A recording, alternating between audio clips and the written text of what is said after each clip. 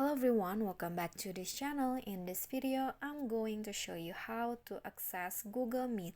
So if you guys haven't had the app, just go to the Play Store and install it on your phone. And when you're done, just open the app and then log in into your Google account. So I'm going to open my Google Meet, and this is how to access them.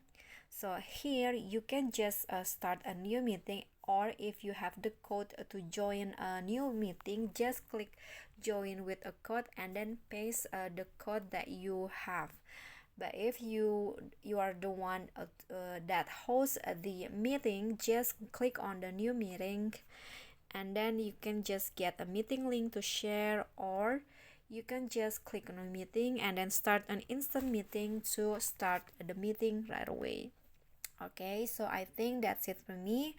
That is how you can access Google Meet. Thank you guys so much for watching. Don't forget to click the thumbs up icon, leave a comment, and also subscribe our channel. See you on the next tutorial. Bye bye.